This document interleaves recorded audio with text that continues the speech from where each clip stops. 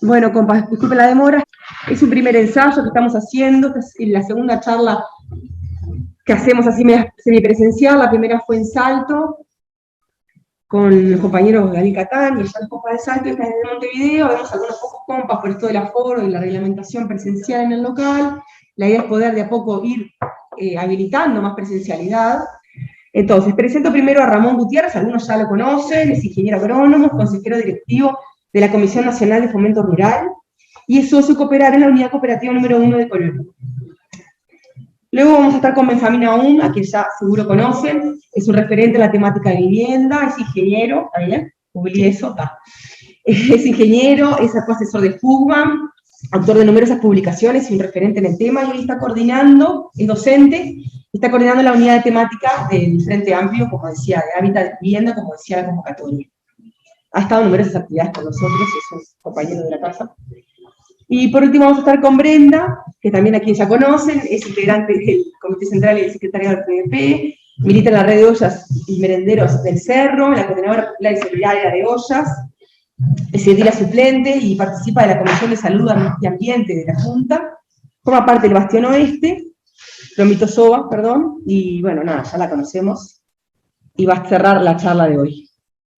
Con esta breve introducción y apertura de la charla, vamos a darle comienzo a la misma.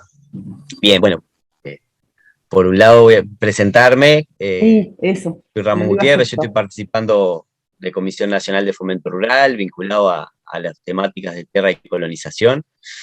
Comisión Nacional tomó posición en torno a varios artículos de la LUC, no en torno a moverse orgánicamente en torno a la junta de firmas o el referéndum, pero sí manifestó cómo algunos artículos podían afectar en particular al Instituto Nacional de Colonización y a la producción familiar. En ese contexto, contarles, en torno a la LUC, hay dos artículos que están dentro de los 135 que irían a referéndum, que son el 357 y el 358. Son los dos artículos que afectan de algún modo al Instituto Nacional de Colonización. Uno de ellos refiere específicamente a las tierras en propiedad de colonos que comenzaron a ser adquiridas a través del Banco Hipotecario del Uruguay previo a la creación del instituto. Ese es el artículo 357, si no estoy mal, y en sí la redacción que da la ley de urgente consideración es: declárese que no están afectadas ni comprendidas por la administración y el régimen instituido por la ley 11.029 del 12 de enero del 48 y sus modificativas las parcelas que integran las colonias que hayan sido enajenadas o prometidas en venta por la Comisión Asesora de Colonización, la sección Fomento Rural y Colonización del Banco Hipotecario del Uruguay. Y ahí sigue: los propietarios de predios comprendidos en la disposición que antecede estarán obligados a ofrecerlos en primer término al Instituto Nacional de Colonización en los términos establecidos por el artículo 35 de la ley 11.029 del 12 de enero del 48. Y bueno, y después, en fin, establece ya cosas que hacen más al régimen de propiedad clásico. ¿Qué es lo importante que quiero destacar con esto? Primero que como esto es conceptual y jurídico, hay un componente técnico, no fue fácil saber qué alcance tenía esta superficie, ¿no? Cabe destacar que el instituto tiene colonias regidas bajo la ley 11.029 en arrendamiento, que son el grueso, cerca de 400.000 hectáreas, y otro componente de cerca de 200.000 hectáreas que están en propiedad. Parte de esas que están en propiedad son las colonias que estarían afectadas por este artículo y quedarían desafectadas de la ley 11.029. Esto quiere decir que los propietarios, eventualmente, al venderlas, la pueden vender a cualquier propietario, previo oferta al instituto. Entonces, esto es un aspecto importante. Por un lado, que la ley de urgente consideración en este artículo en particular no es que tenga efecto inmediato, sino que eventualmente adquiere un efecto si el propietario la vende. Y a su vez, si el Instituto Nacional de Colonización decide no comprarla y volverla a incorporar en sus tierras, porque tiene prioridad de compra, ¿no? Entonces, en sí lo que incrementa la ley de urgente consideración son los riesgos de que esas colonias, por un lado, de que sus parcelas se reconcentren, y por otro que esas colonias como unidades territoriales se desarticulen, digamos, como un todo. pero es clave verla en términos de riesgo. ¿Cuándo ese riesgo aparece como más inminente o más probable? Bueno, cuando en realidad después la política del gobierno no parece ser de buena voluntad, digamos, hacia la recompra de fracciones, ahí ese riesgo es más probable de que se reconcentre. Hoy en día en sí, el directorio del instituto, por ejemplo, tiene dentro de sus planes recomprar estas fracciones si se ofrecieran en venta, pero por ahora no hay indicios de que se autoricen eventualmente esas compras. Esto es importante porque tiene que ver con lo técnico, que yo no soy especialista, pero me voy informando, y es que en realidad este tipo de compras son compras directas y por tanto necesita autorización el directorio para poder comprar. Esto simplemente para entenderlo, o sea que conceptualmente lo que hay que hablar no es de que esto pasa al mercado, sino que si el propietario decide venderlas, eventualmente pasa al mercado clásico, eventualmente se reconcentra, ¿no? Es verlo en clave de riesgo. Y abre una discusión que no es solo de coyuntura, o sea, de coyuntura tiene este costado que menciono, ¿no? En la medida que el instituto tiene menos recursos, hay menos voluntad política de que el instituto sea activo en la compra de tierras, bueno, este riesgo es mayor. Está bien decirlo y es correcto y es una apreciación del modelo que propone el gobierno que es correcto. No se esconde además, entonces está bien que esté en el debate. Pero me parece que hable un costado, digamos, más de fondo, que son las tensiones también entre los distintos poderes del Estado. ¿Y por qué menciono esto? Porque en realidad parte del argumento del gobierno para colocar este artículo tiene que ver con que el instituto perdió algunos juicios con propietarios respecto al poder que tiene de regular el uso de estas fracciones. Entonces hay un argumento pragmático, si se quiere decir, bueno, si en realidad hemos perdido algunos juicios en torno a estas fracciones que vienen de antes del banco hipotecario, entonces más vale desafectarlas. Ese sería el argumento pragmático de fondo técnico. Obviamente que el cuerpo jurídico del instituto defiende de que esta canasta de tierras fueron constitutivas del propio instituto, o sea, que dieron sentido y es parte de un proceso histórico de la colonización, y hay argumentos técnicos para defender de que deben estar afectados, pero sí muestra las dificultades enormes que existen dentro del propio Estado y las contradicciones que existen y dentro de los poderes y demás para regular el uso cuando no se tiene la propiedad. Y esto en realidad es un aspecto medular, porque ahí sí hace también a la coyuntura y a los lineamientos distintos que están existiendo en torno a colonización.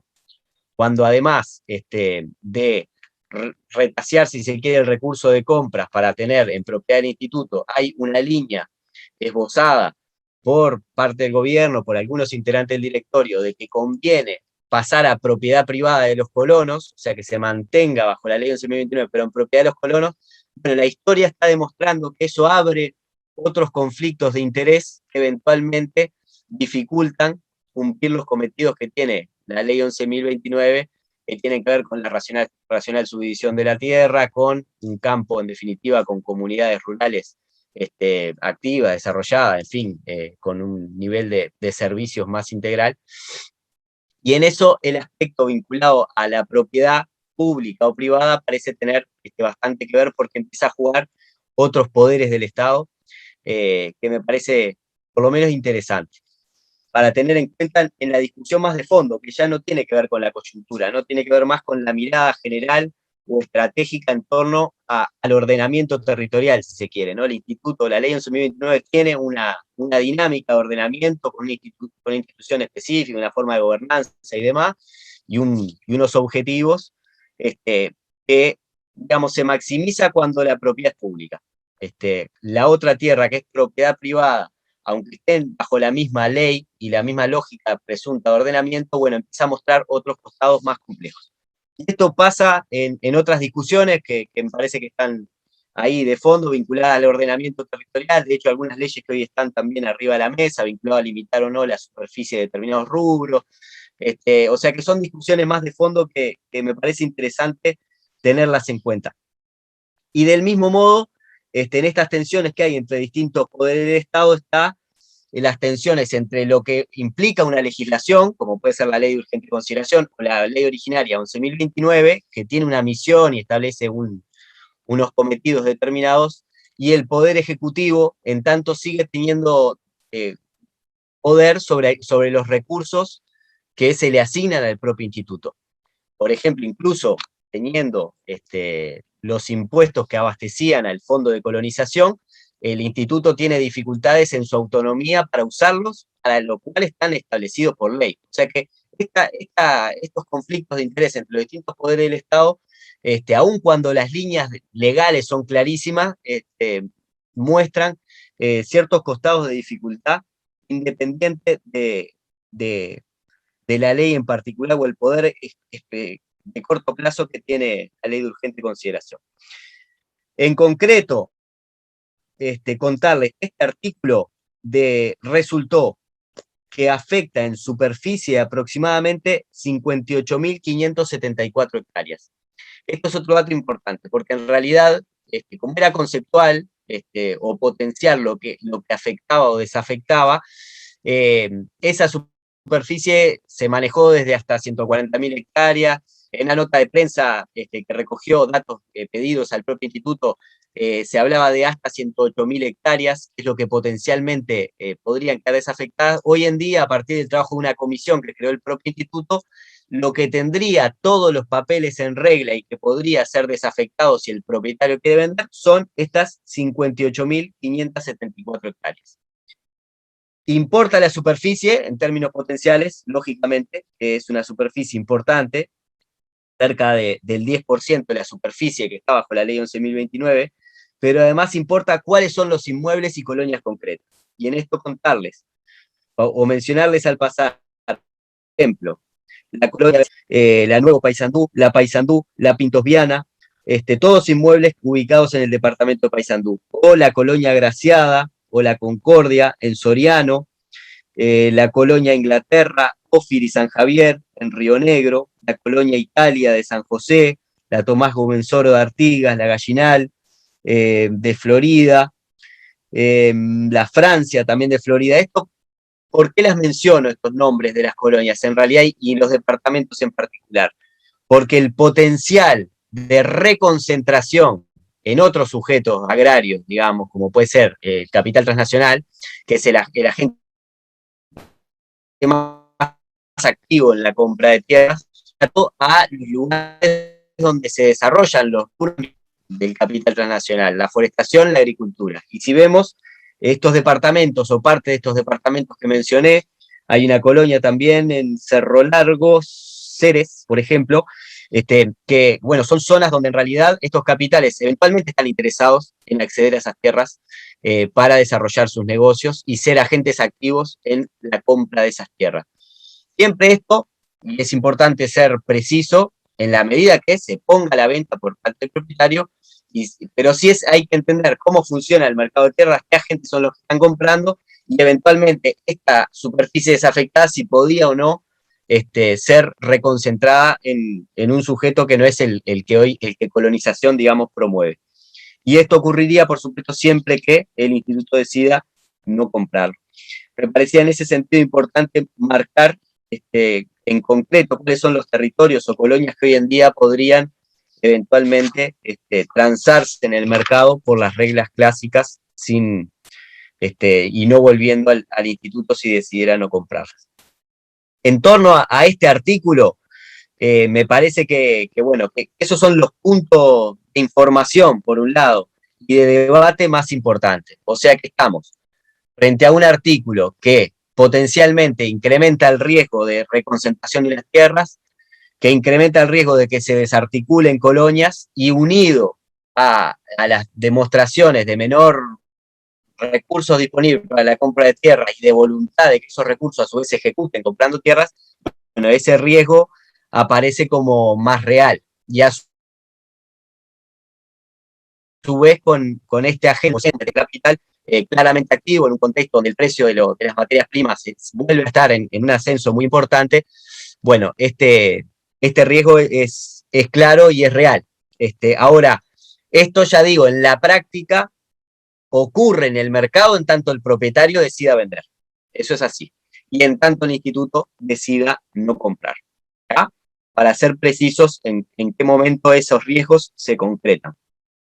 Después, el siguiente artículo refiere al número 358 de la Ley de Urgente Consideración, es el otro que hace referencia al Instituto Nacional de Colonización, y conceptualmente, en realidad, lo que modifica, también de nuevo en términos potenciales, es el perfil prioritario de colono. Cabe mencionar que sufrió modificaciones. Lo que modifica es el artículo 61 de la Ley 11.029 y lo que establece las obligaciones principales de los colonos. Y ahí cómo quedó redactado es que, además de hacer efectivo los pagos, el colono debe trabajar en el predio, supervisar el trabajo y habitarlo, salvo en este último caso que la colonia esté organizada o se organice bajo el sistema de viviendas agrupadas en poblados. El directorio del instituto podrá autorizar la excepción a la obligación establecida en el inciso anterior cuando se trate de colonos que cumplan los siguientes requisitos: hayan tenido una radicación por un plazo mínimo de 10 años, hayan cumplido con el plan de inversiones comprometido si lo hubiere, invoquen razones fundadas de salud, educación o trabajo del colono o los integrantes del núcleo familiar. En caso de que se invocaren razones de salud debidamente fundadas ante los 10 años de radicación, se podrán excepcionar de tal obligación con el voto conforme de los 4 miembros del directorio. Y bueno, y después se establece otras normas que ya estaban previstas en la ley original. En torno a este artículo, de nuevo, la forma que hay que observarlo es en clave de riesgos, no es en clave de efecto inmediato. Siempre un colono que ingresa como arrendatario o que va a ser propietario de una fracción afectada por la ley 11.029 es definido por el directorio colegiado del instituto, y a su vez, en el caso de los concursos, al menos en términos de lista de prelación, pasa por un trabajo funcionarial técnico que pone allí cuál es el resultado del concurso, o sea que en términos de transparencia pasa por ese proceso previamente, o sea que no es que haya un efecto inmediato que altere el perfil de colono. Potencialmente, lo que puede ocurrir es que estos puntos puestos aquí como excepciones constituyan más una regla que una excepción. Eso es lo que hay que comprobar en la práctica, que por ahora no hay indicios de que eso esté ocurriendo de esta manera, pero está bien hablar de que hay un cambio conceptual que no deja el articulado original, que básicamente enfatizaba en que el colono debía trabajar el predio y habitar el predio. Y en este caso, no es que diga que no importa eso, sino que puede haber excepciones a esa regla. Que bueno, ahí la discusión es, en definitiva, si la norma, si era necesario alterar la ley 11.000 excepciones, o en realidad en la práctica las excepciones, cuando eran justificadas, se establecían sin dificultad y dio cambiar la norma. Entonces es más bien, bueno, ¿qué agujero abre como posibilidad de derecho, digamos, tanto de quienes dirijan circunstancialmente el instituto como de quienes aspiren a una fracción, y qué potencial ya te digo, de cambiar el perfil beneficiario tiene esta normativa. En términos relativos, ya te digo, debería pasar todas estas cosas que menciono, es más difícil que afecte directamente, pero bueno, en particular puede cambiar. De hecho, si uno ve el plan quinquenal de este directorio, el perfil apunta a un perfil de trabajador eventualmente más calificado, ¿no? Por ejemplo, un egresado de una escuela técnica o de la universidad, que pueda ser quien sea beneficiado en comparación con una prioridad mucho más clara para trabajadores y productores familiares de directorios anteriores. Eso sería lo que eventualmente puede alterar los cambios en el perfil. Ya te digo, esto nuevamente, no se puede hablar de un efecto inmediato, no se puede hablar de que altere por completo la sustancia del instituto, pero sí, en términos de riesgo, puede ocurrir que altere el perfil y que alguien que no habite el lugar, que no trabaje directamente, pueda ser considerado beneficiario del instituto, y si eso ocurriera en la práctica, sí estaría alterando la propuesta original de la colonización, y permitiendo que sujetos que en realidad no necesitan esta política de Estado, bueno, sean quienes se beneficien. Pero bueno, ya lo digo, es clave ponerlo en su justa medida, ¿no? En clave más de riesgo, que debería ser sometido a varias pruebas previas, porque previo hay un concurso, previo hay un informe técnico, previo hay una discusión de un colegiado que lo integra un representante de los productores, un delegado de UTUDELAR, la oposición política, o sea que no es tan fácil tampoco una alteración de sustancia del perfil, como ocurrió en otros momentos de la historia, sí, donde claramente se beneficiaron personas que no tenían nada que ver con el perfil, y eso, bueno, digamos, quedaba mucho más oculto. Hoy en día este riesgo debería pasar muchas pruebas para ser en definitiva concretado. Pero bueno, no es incorrecto hablar de que ese riesgo existe, de que eventualmente se beneficien personas que no son el perfil prioritario o que eventualmente no lo sean. Así que bueno, mi aporte es dejarla por ahí en base a lo que está escrito y ya te digo, me parece que es bien importante ver un proceso mucho más concatenado de mirada respecto al rol del Estado en la política de tierras, en cómo ocurre el fenómeno de concentración de la tierra y de concentración y transnacionalización de los complejos agroindustriales, y bueno, qué tiene que hacer el Estado, qué tiene que hacer la sociedad uruguaya frente a ese fenómeno. Me parece que ahí es la discusión mucho más de fondo y donde existen obviamente diferencias bien importantes y que eso encadenan la ley de urgente consideración con otras leyes que vinieron a posteriori, la ley de presupuesto, la actual rendición de cuentas, que bueno, muestran una mirada respecto a la política de tierras donde el Estado tiene un rol mucho más subsidiario, y más bien en realidad se tiende a intentar que las tierras que hoy son propiedad pública pasen eventualmente a propiedad privada de los propios colonos, y bueno, con los riesgos que esto conlleva a futuro.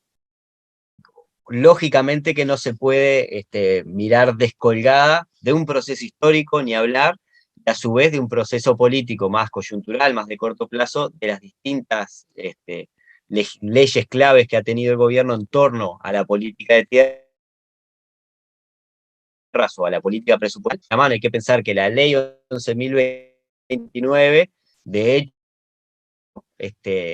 apenas el primer déficit fue presupuestal, o sea, una ley preciosa con unas intenciones bárbaras de transformar la estructura agraria, pero a la medida que no había una política presupuestal contundente, bueno, las posibilidades de su llevada a cabo eran ínfimas, ¿no?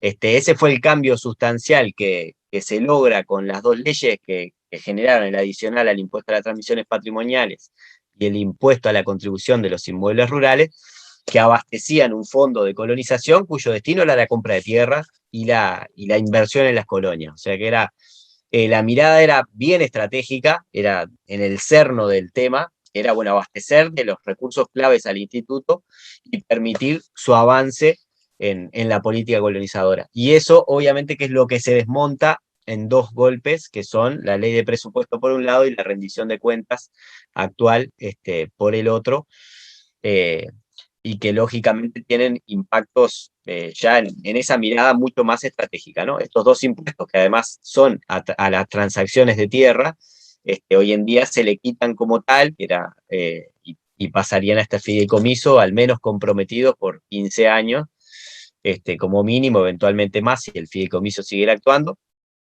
Y lo que se cambia en la propuesta mencionada el día de ayer es una asignación presupuestal por un monto determinado por esta rendición de cuentas, que equivale aproximadamente en tierra, a lo que vale en promedio, de acuerdo al último informe de DIEA, aproximadamente a cerca de 4.500 hectáreas como posibilidad de compra con ese monto, y estábamos más o menos manejando previamente por quinquenio unas 50.000 hectáreas, un 10% en las posibilidades de compra para dinamizar lo que es la o el avance colonizador, o cumplir en realidad en este caso las líneas del directorio actual que tienen que ver ya sea con la recompra, por ejemplo, de una fracción desafectada por la LUC, o la compra de alguna fracción por un fondo de estabilidad lechero, en fin, algún tipo de compras más estratégicas. Ese tipo de acciones las va a poder hacer, claramente no va a desarrollar nuevas colonias. No se lo propone tampoco. En eso, o sea, es parte de una línea de gobierno muy explícita, pero bueno, le permite ese paliativo. En sí, ya te digo, la discusión de fondo que hay es cómo se para el Estado, cómo se para la sociedad, cómo se para el movimiento social frente a una dinámica donde el Uruguay vive en gran parte, ¿no?, de la capacidad de exportar commodities que produce a partir de la tierra, con cerca del 80% de las exportaciones. Ha sido a lo largo de toda la historia capturar esos boom de precios, las posibilidades que ha tenido de desarrollar políticas sociales, redistributivas o eventualmente estratégicas, ¿no?, de transformar ese sobreprecio o ese ingreso en algún capital propio, como puede ser las empresas públicas, digámoslo así. Entonces, ¿qué hacemos en esa circunstancia en torno a la matriz de producción que tiene como principio en la tierra?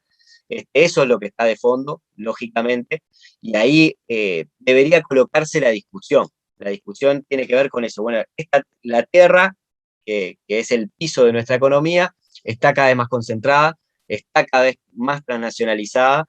Eso es un fenómeno que se va a agravar, el mundo indica que esa presión va a seguir. ¿Cómo nos paramos frente a eso? En cierto momento lo que se hizo fue, bueno, que siga la economía, que siga su curso, pero por lo menos capturamos los fondos y algo vamos haciendo como política compensatoria. Ahora nos vamos a un extremo donde quitamos la discusión, de hecho, de ahí, ¿no? En términos coyunturales, lo que se hizo fue quitar la discusión más del fondo de la cosa, que es esto, ¿no?, la concentración y extranjerización de la tierra, y poner la discusión en el funcionamiento de una institución. Y cómo cuán bien o mal funciona en cosas mucho más menores, pero no en la discusión más de fondo, que es esta que menciono, es, bueno, en qué medida sujetos nacionales, la producción familiar, los trabajadores rurales, se hace o no cargo de ese recurso clave para la economía uruguaya. Y bueno, creo que ahí es donde hay que seguir colocando la discusión, que obviamente es mucho más compleja, de mucho más alcance, trasciende ni hablar la luz, pero la ley de urgente consideración se inscribe en una forma de entender la participación de la sociedad y del Estado de manera subsidiaria al mercado, en temas que son obviamente de primera importancia. Y bueno, ahí es que está el foco del debate. Sé que es complicado cuando te entras a fondo en una cosa y es más fácil ni hablarlo en grandes consignas. Creo que en el caso de estos artículos, ya te digo, lo que me parece central es inscribirlo en estas dimensiones más estratégicas para ser fieles a los reales riesgos que tiene, y cuándo se manifiestan, ¿no? En qué circunstancias esos riesgos se manifiestan como reales. Es la única forma es verlo en proceso. Clarísimo. Nosotros un poco la intención de esta charla, que ahora sigue Benjamín Nahum, va a estar con nosotros ahora, y Brenda Bogliacchini, un poco la idea era esto, profundizar, darnos un poco más el tiempo y el espacio, no tan acotado, como algunas charlas son breves y acotadas, y no nos permite profundizar y desglosar o desmenuzar un poco más los reales riesgos y lo que implica cada artículo. Así que nada, muchas gracias, Ramón, por estos minutos. Bueno, primero que nada, buenas noches a todas las compañeras y todos los compañeros. Agradecer por la invitación para poder discutir públicamente por estos medios modernos que tenemos ahora y que nos han permitido pasar todo este tiempo comunicados sobre un tema tan importante como es la derogación de estos 135 artículos más tóxicos de la Ley de Urgente Consideración, de la LUC, que ya dimos el primer gran paso de conseguir las firmas para poderlo someter al referendo, y ahora tenemos que ganar el referendo. La primera cosa que yo quería decir, voy a hablar del capítulo de la LUC que tiene que ver con la vivienda, particularmente con lo que pretendemos derogar, que es el régimen de alquileres con lanzamientos express que se establece. Pero quiero decir primero que estamos derogando 135 artículos, pero también estamos atacando una forma de actuar, una forma de manejar nuestra institucionalidad y la participación de nuestra sociedad, que es profundamente antidemocrática.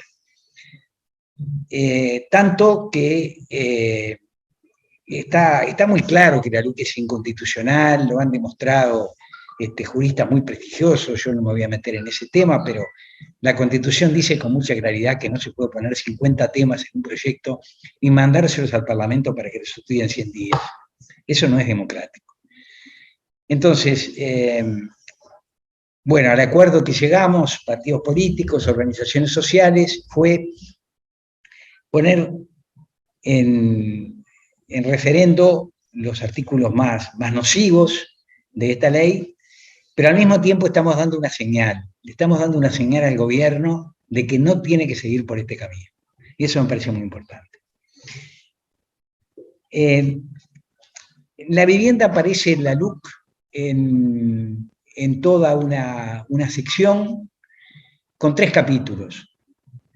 Uno que tiene que ver con la creación de la Dirección Nacional de Integración Social y Urbana, otro que tiene que ver con la extensión de la acción del MEDIR a todo el país, cuando es un organismo que fue creado para actuar en el medio rural, y el tercero, que en realidad es el segundo en el orden en que vienen, es el que implanta este sistema que se ha dado en llamar de arrendamiento sin garantía, y que yo creo que tenemos que llamar de arrendamientos con lanzamientos express o lanzamientos ultra rápidos. Y voy a explicar por qué. La explicación es que los alquileres sin garantía ya existen.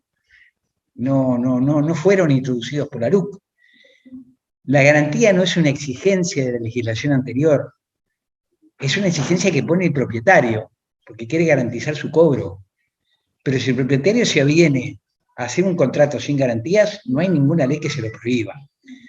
O sea que la novedad de la introducción de este capítulo en la LUC no es que aparece la posibilidad de alquilar sin garantías, sino que aparece la posibilidad de que el propietario desaloje de manera ultra rápida al inquilino en diversas circunstancias. Y es sobre eso sobre lo que vamos a hablar. Por otra parte, para reafirmar esto, conviene recordar que en los 135 artículos no están incluidos todos los que tienen que ver con el tema de los arrendamientos. Están incluidos solamente aquellos que tienen que ver con los desalojos y lanzamientos. O sea, que si la LUC se aprueba, los alquileres sin garantías, que ya existían, quedan reafirmados, porque los artículos en los cuales se imponía este sistema, supuestamente el nuevo sistema, no están dentro de los que van a ser derogados. Lo que vamos a derogar es esta impudicia, si me permiten el tema, de atentar contra la seguridad de la vivienda de las personas que arriendan si se opta por utilizar este sistema. Primero que nada, decir que el arrendamiento es una cosa muy importante porque es una de las formas de acceso a la vivienda, de las mejores formas de acceso a la vivienda, porque es una forma muy flexible, que se adapta muy bien a la evolución de las necesidades de las familias y de las personas, mejor que las formas de propiedad, y porque además es un mecanismo que en nuestra sociedad ha sido usado de una manera muy amplia. En algún momento llegamos a tener más inquilinos que propietarios, no es la situación en el momento actual, pero sigue habiendo una cantidad del orden de la tercera parte de la población que es arrendataria, y por consiguiente este sistema tiene una gran importancia. El arrendamiento tiene tres ejes principales que son a su vez fortalezas y debilidades, que son el tema del precio, el tema de la renovación de los contratos y el tema de las garantías. Para que una persona pueda satisfacer su derecho a la vivienda arrendando, necesita acceder a una oferta de un precio adecuado a sus posibilidades económicas, necesita que cuando el contrato termine tenga seguridad de poder seguir ahí si lo desea. O sea, el arrendamiento no puede ser, termina el contrato y se acaba el mundo, sino que tiene que tener una continuidad, históricamente la ha tenido. Y la tercera cosa que dificulta, pero que a su vez potencia, es el hecho de que se constituyen garantías, que son básicamente para el propietario, la garantía de que va a poder cobrar su alquiler a fin de mes, pero también son para el inquilino en la medida que al existir la garantía, existe también el hecho de que hay todo un sistema de protección para los casos en que tenga dificultades para pagar.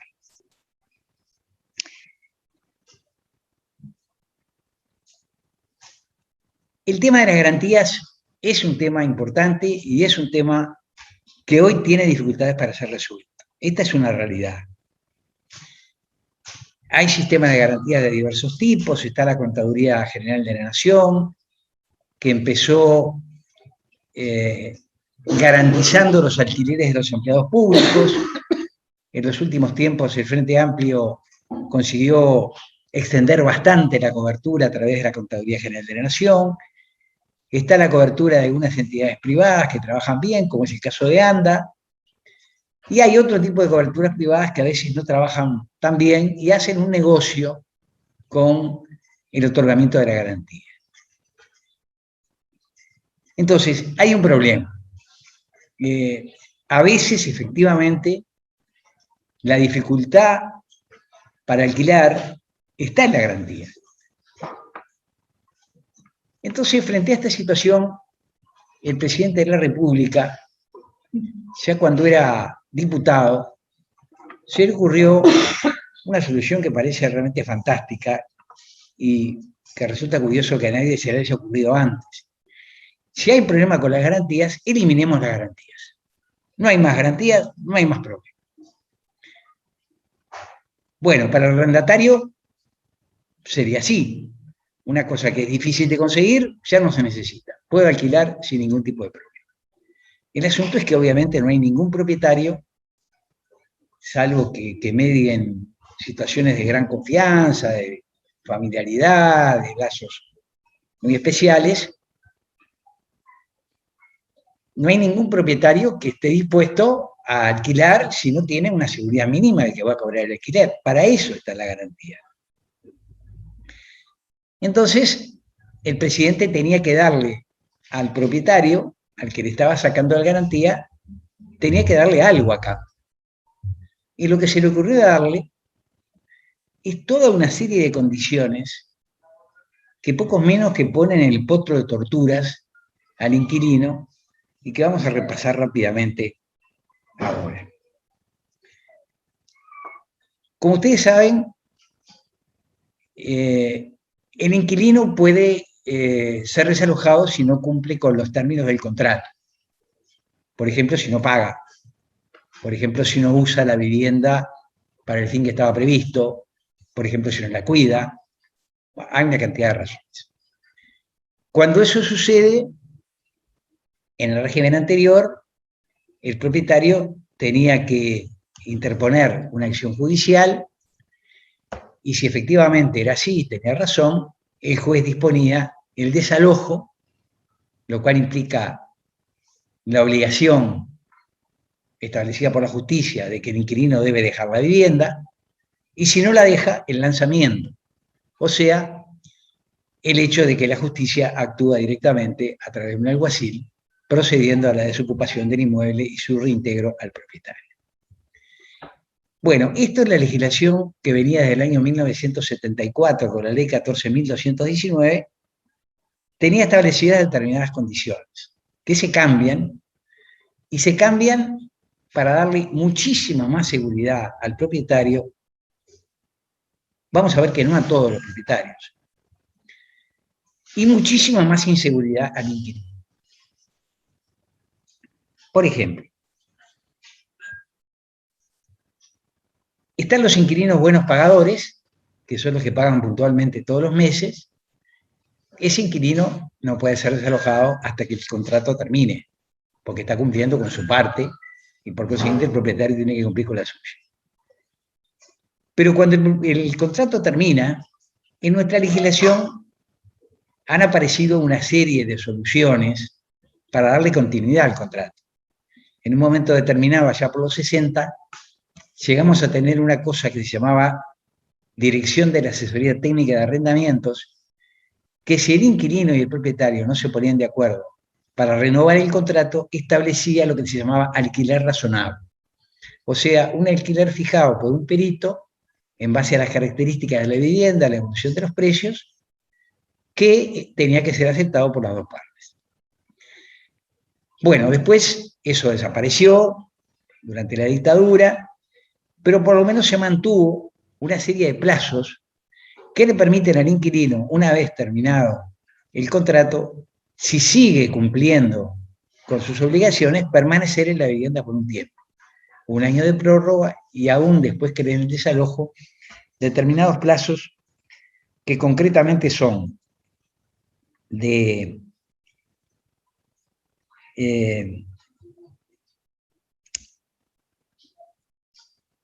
6 meses para el buen pagador y ahora se reducen a 30 días.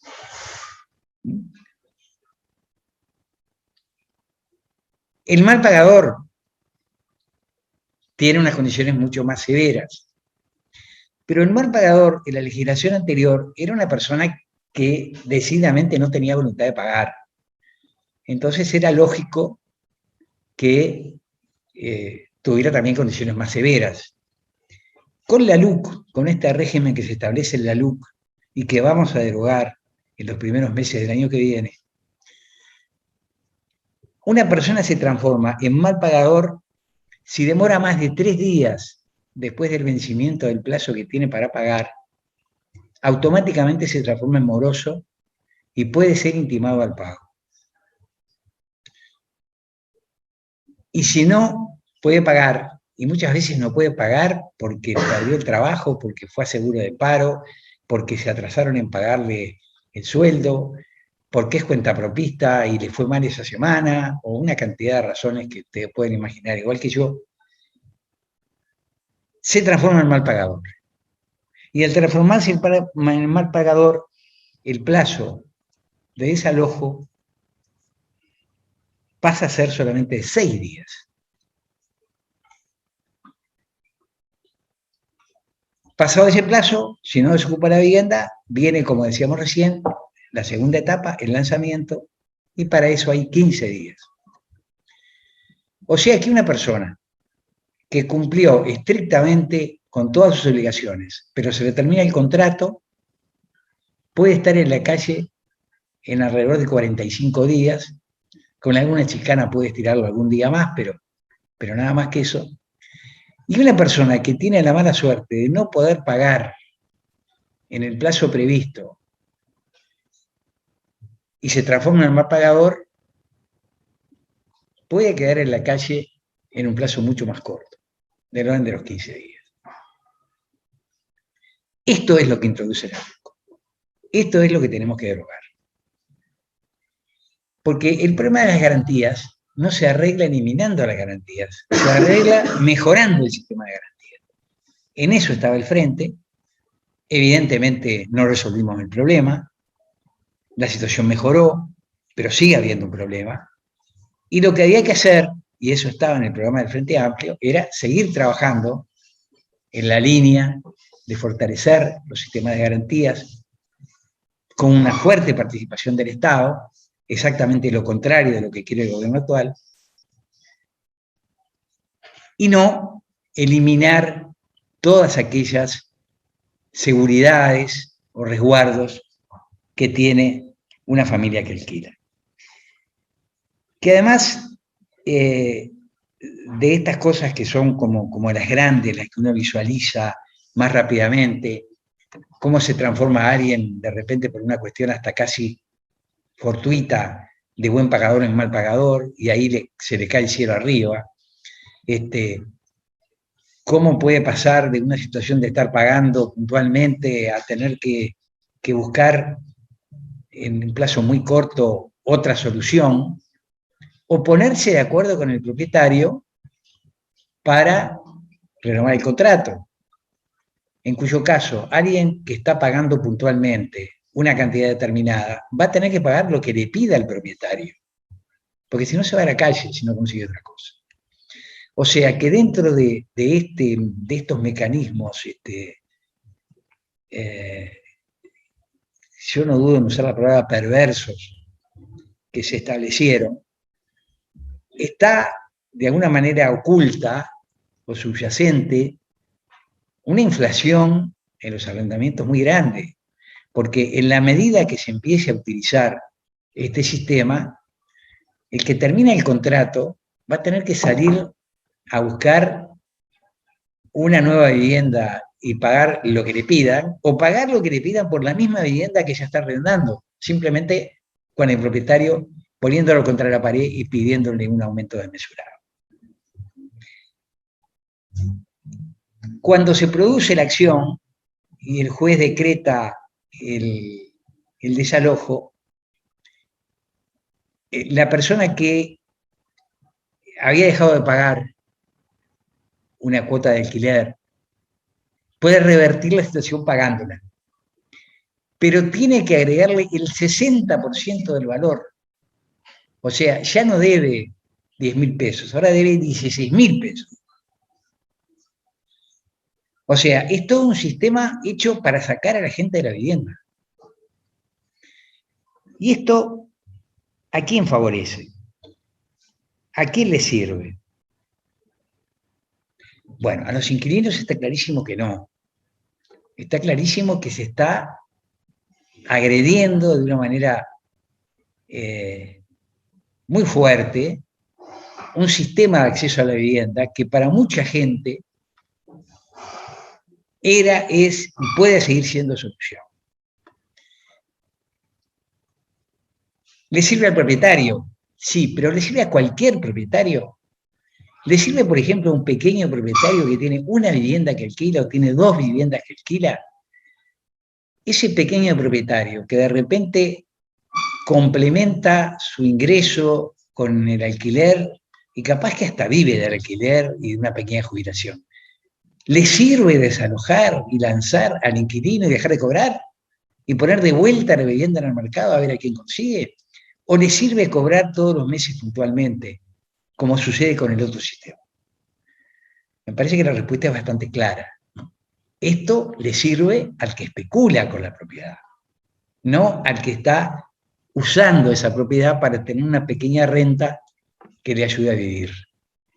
Entonces tenemos que, no le sirve a todo el mundo, no le sirve a los arrendatarios, no le sirve a los pequeños propietarios, le sirve a los especuladores de la vivienda, a los casatenientes, como lo llamaba Mauricio Krieger.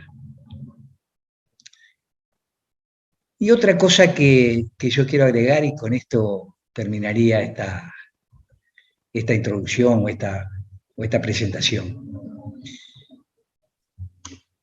Un argumento que lo ha manejado el propio presidente y que manejan todos los defensores de la LUC, es bueno, pero el otro sistema no se deroga. Este es un sistema alternativo. El que no quiera alquilar por este sistema no alquila, alquila por el otro.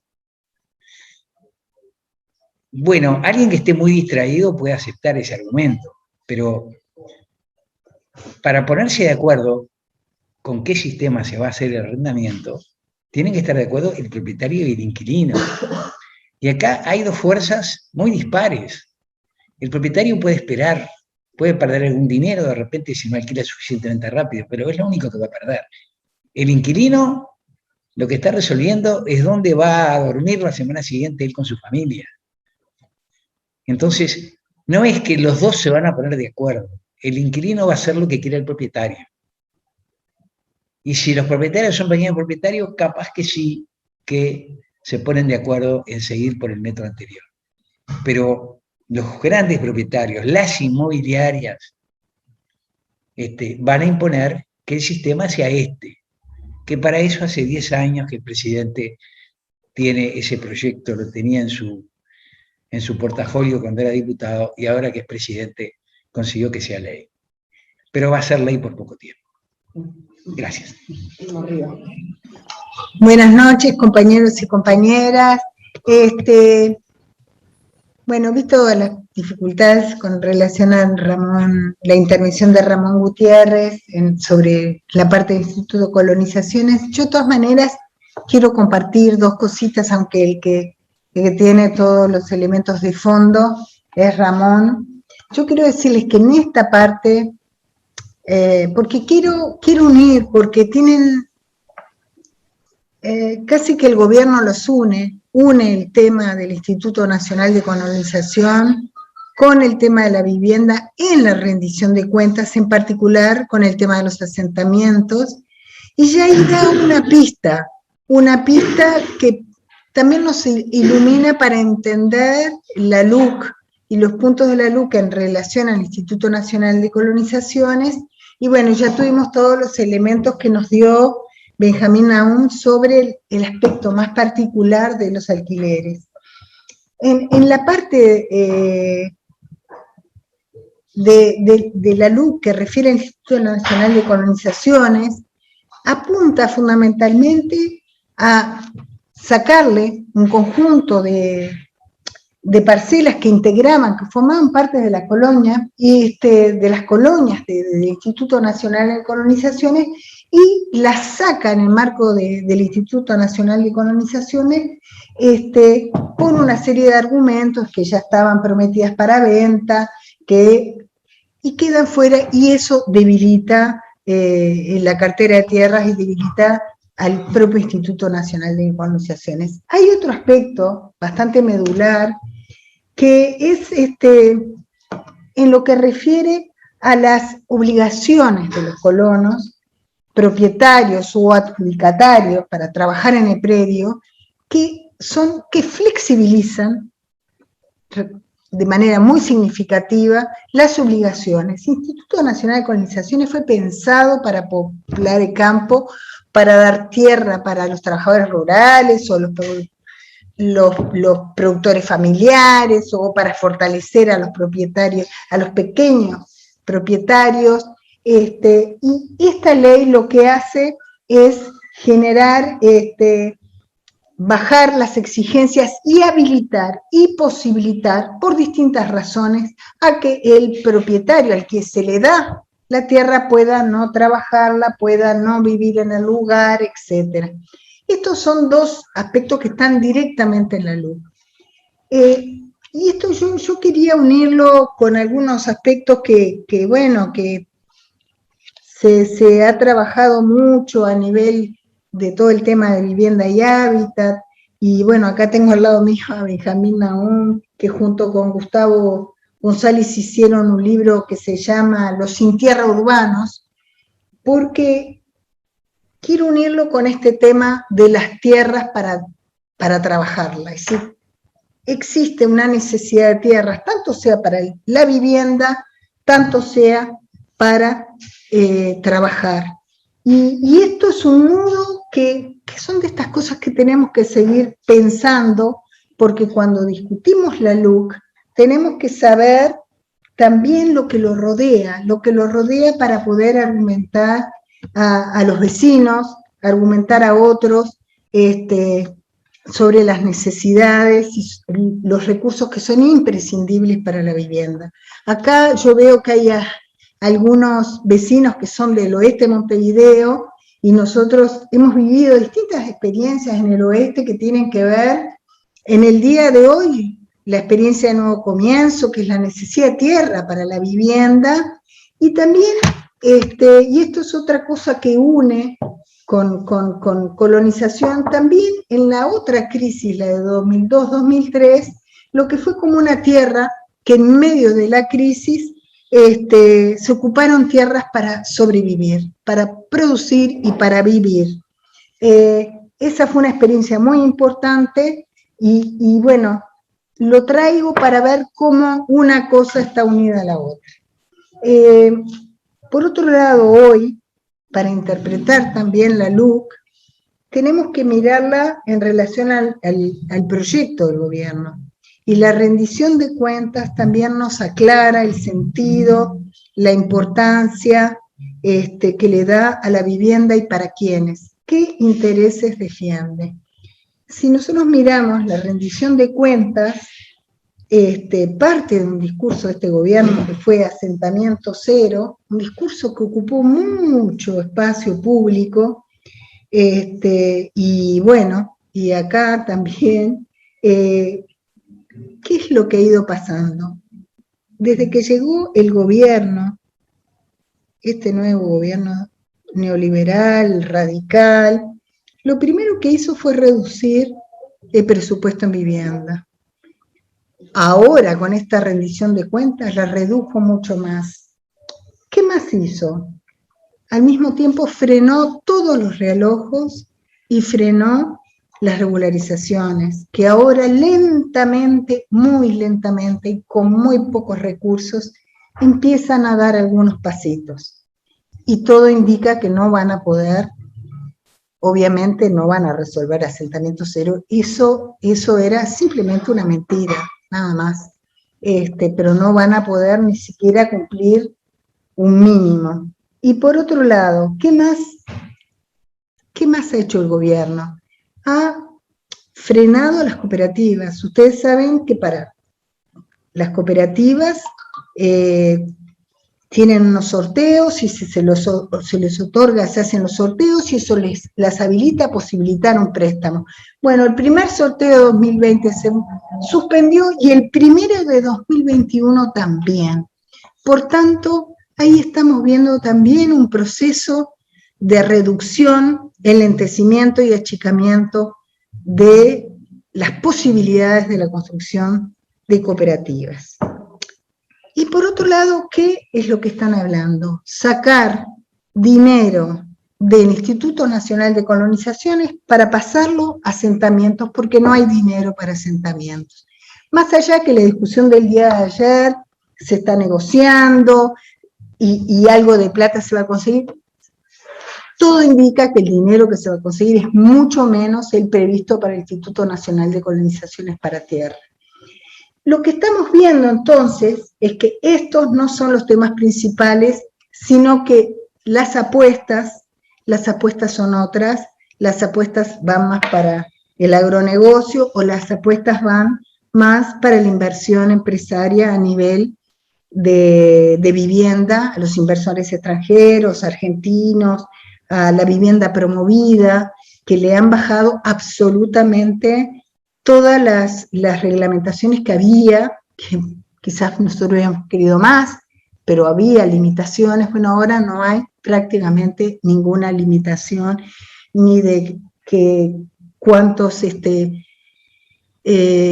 dormitorios tienen que tener, se puedan hacer monoambiente, el tamaño que quieran, etcétera, etcétera, etcétera. Se le han bajado mucho más los impuestos que tenían y han gozado de muchos beneficios. ¿Por qué traigo a colación todo esto si estamos hablando de artículos de la LUC?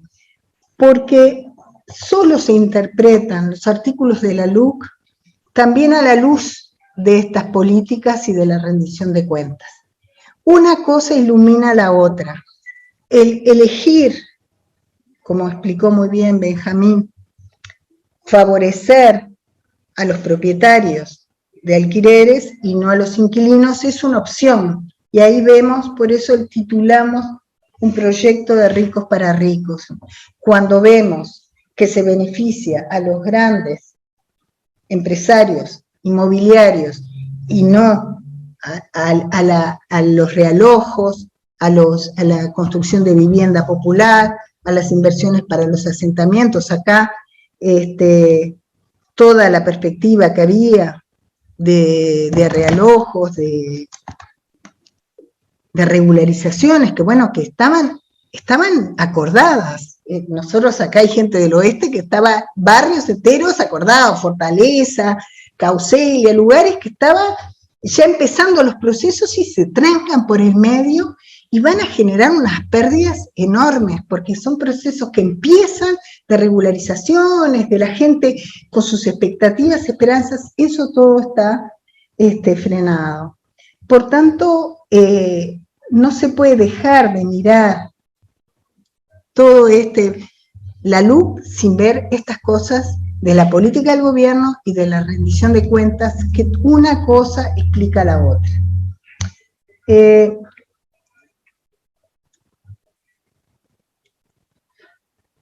Yo quería hacer otra pequeña referencia, que acá, bueno, también Benjamín Nahum fue un protagonista muy importante, sobre esta cuestión de los alquileres, y acá otra vez a quienes son de ciertos barrios, de ciertas zonas, del Cerro, La Teja, y así muchos otros barrios, podemos decir que alquileres sin garantía está lleno, que tiene que ver, por un lado, con esto de la confianza que decía Benjamín, pero también tiene que ver con que hay muchos pequeños propietarios de una casa, o de un apartamento, que no tienen condiciones como para poder arreglarla, y terminan haciendo acuerdos con el inquilino que son de canje, que no podrían pasar un cierto control para poder ser alquilado de manera más formal,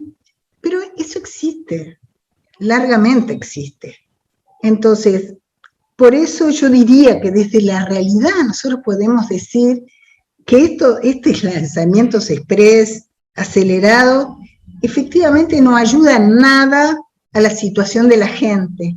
Y por otro lado, quería compartir algunas reflexiones que se venían haciendo en la unidad técnica de vivienda y hábitat de Frente Amplio, que es un poco la propuesta que estuvo en marcha, que hay otras alternativas, porque nos van convenciendo, incluso hemos tenido discusiones con vecinos y con vecinos de asentamientos, que su sueño es la vivienda propia.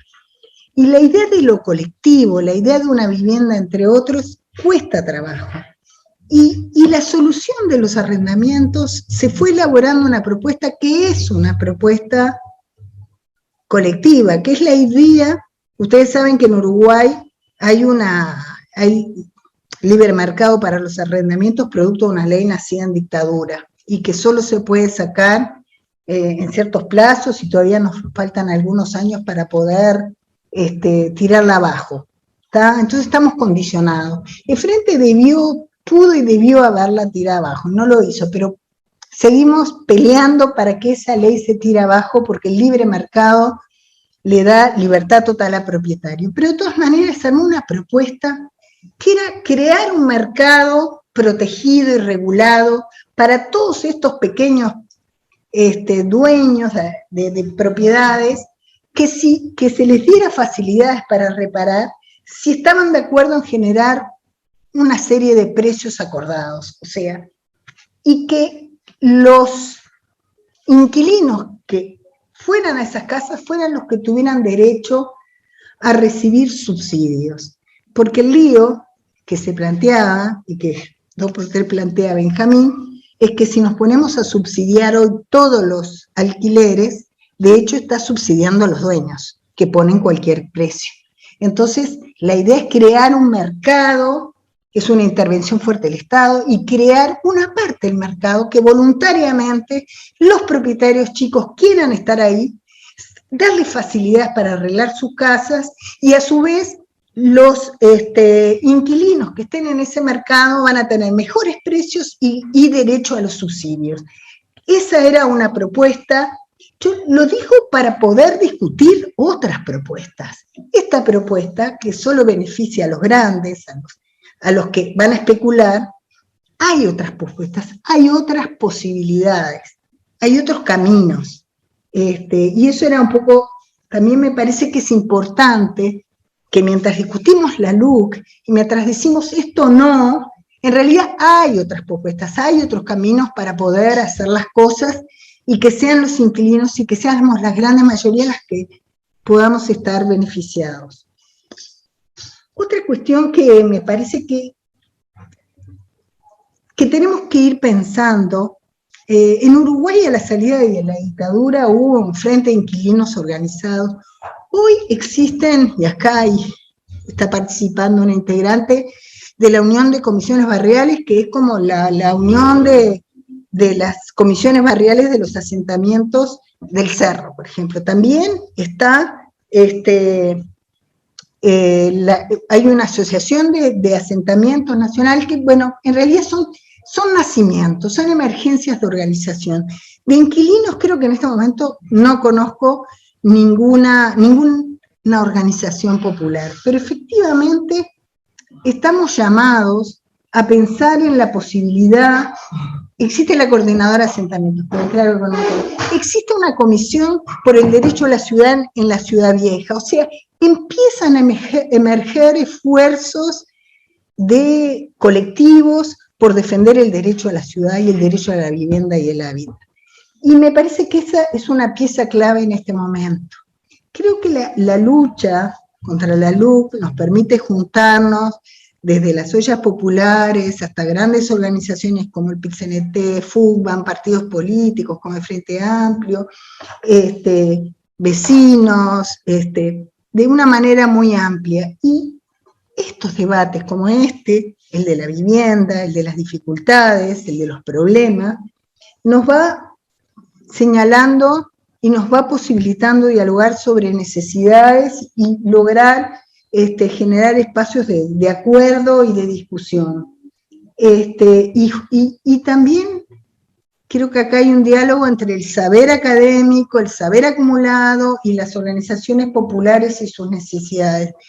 Hoy en día, en Alemania, ustedes vieron, en Berlín, hubo un gran referéndum en relación al tema de la intervención del Estado en el tema de los alquileres.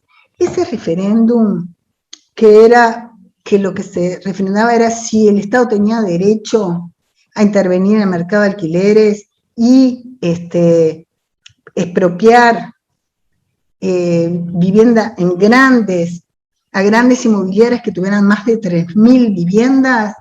Eso tuvo una aprobación de, por acá lo tengo, de 56,4 berlineses apoyaron esa iniciativa.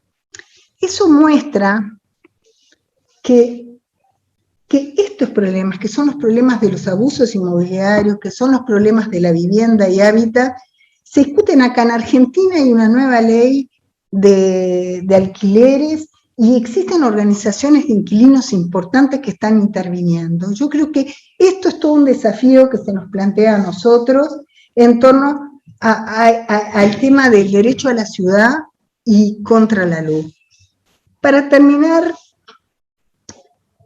quería decir que todo este proceso con este gobierno en vivienda ha supuesto un recorte muy grande de los recursos para vivienda.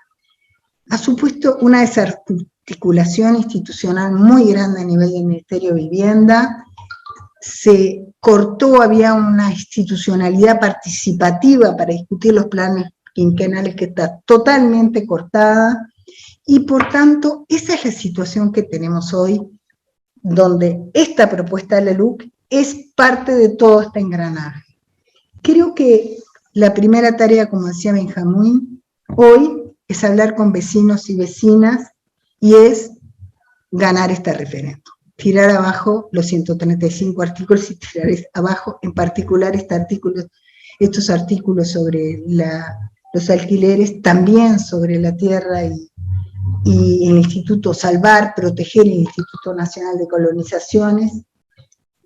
El segundo punto es avanzar, aprovechar este proceso para avanzar en la organización popular, para poder juntar a la gente que tiene problemas parecidos, discutir. La LUC une lo muy diverso, conocer los problemas que todos tenemos, y desde ese lugar, como tercer punto, avanzar a pensar en el futuro, cuáles son las necesidades, cuáles son las propuestas, y cuál sería un programa para enfrentar esta crisis y avanzar hacia un Uruguay que sea más justo y que recuperemos y que logremos, por un lado, frenar esta ofensiva de la derecha y podamos pasar a una ofensiva con nuestras propias propuestas para un Uruguay más justo. Bueno, era eso, muchas gracias. ¿Algún comentario? Nuestro último, Benjamín. No, hay una cantidad de cosas que se podrían agregar a esto. Yo traté de centrarme en los artículos que queremos derogar, porque me parece que de aquí en más se va a dar una discusión, que más que discusión va a ser una lucha con los defensores de estas medidas y de esta forma de gobernar. Y yo quiero volver a lo que decía al principio, ¿verdad?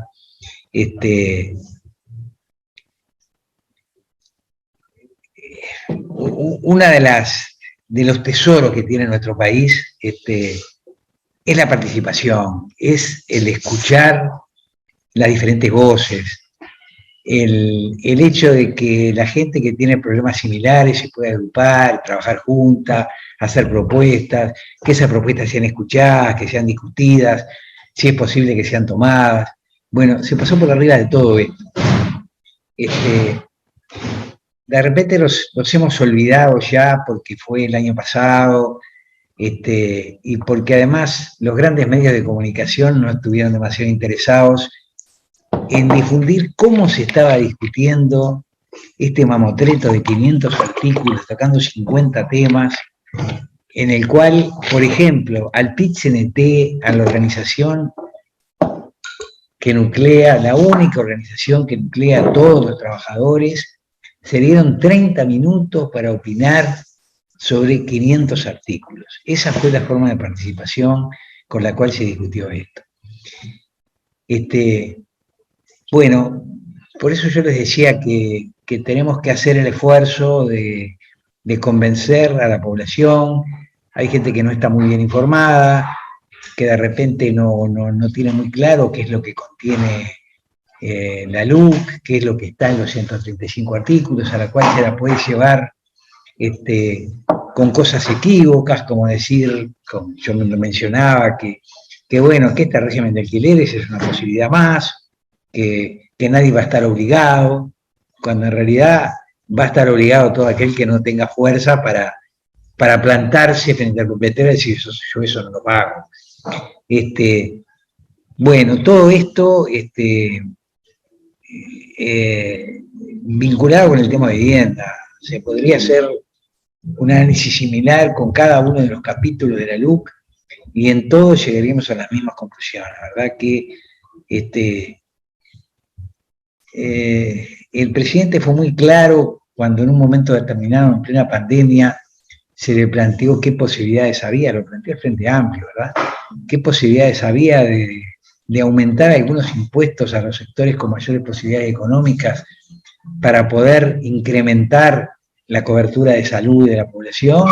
Y la respuesta fue, eso está descartado, porque son los Maya Oro los que nos van a sacar de esta situación. Y bueno, es así, es esa, la política es esa, es favorecer a los poderosos, y si los que no tienen poder protestan, la respuesta es, bueno, esperen un poco, que ahora los poderosos van a crear fuentes de trabajo, van a invertir, van a traer industrias, y después algo le caerá a los más débiles. Bueno, no es así, no es así, no es eso lo que queremos. Y yo creo que la derogación de la LUC, además de sacarnos de arriba toda esta cantidad de cosas realmente perjudiciales para la población, va a ser una indicación muy clara para el gobierno de que no es de esta manera, llevándose a la gente por delante, que se puede gobernar este país. Hay una famosa frase de Carlos Roslo, ante un comentario del dictador Latorre, que decía, los uruguayos son ingobernables. Y Latorre le contestaba así, son ingobernables para el látigo, para las cadenas, para todo eso. Bueno, acá no hay látigo, no hay cadenas, pero hay una forma de actuar que no se corresponde con los parámetros de democracia que queremos, y lo vamos a demostrar votando la derogación de los 135 artículos que van a ser un golpe muy fuerte para la LUC y para el programa de gobierno de la derecha. Yo capaz que lo único que agregaría es volver a reiterar esto que dijo Benjamín, y que es que el sistema de alquileres sin garantías ya existía, porque están haciendo creer, y esa es la confusión, lo digo porque cuando la junta de firmas era la confusión que aparecía todo el tiempo, el sistema ya existía. Lo que hace es poner las peores condiciones para el inquilino.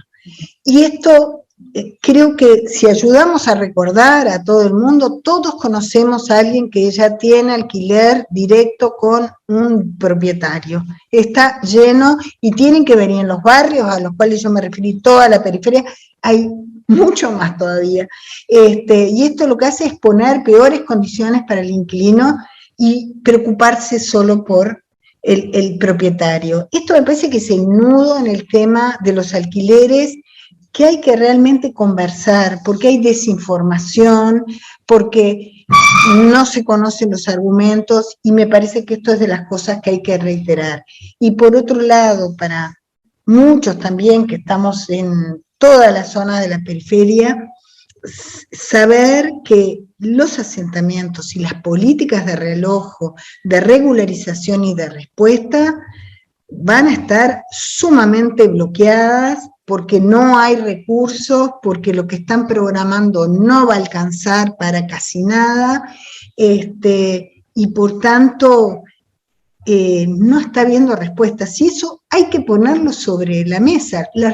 ¿Qué respuestas? Porque la LUC es una ley de urgente consideración, y la urgencia en vivienda. ¿Cuál es la urgencia en vivienda? Entonces, creo que estas cosas hay que ponerlas. No hay respuesta para la urgencia en vivienda, ninguna. Por tanto, esto es otra cosa que hay que poner claramente, porque en parte se están viviendo, pero claro, los que están en las zonas regularizadas que se bloquearon, o en relojos que se bloquearon, esas personas son las que lo tienen más claro. Tenemos que realmente compartirlo con otros vecinos, argumentarlo, llevar la información para poder desmontar una campaña que van a tratar de instalar, y bueno, y ganar este referéndum y poder seguir adelante. Gracias. Bueno, compas, compañeros, compañeras, vamos a cerrar la instancia de hoy. Saluda, muy buena charla, gracias a los panelistas, los participantes, gracias a todas y a todos. Un gusto y saludos, y después, eso, difundamos la charla, después como para refrescar y para repasar, sacar algún apunte y tener más insumos para dar las discusiones que se nos vienen. Ese era un poco el objetivo. Nos vemos, compañeros, compañeras, chaucito.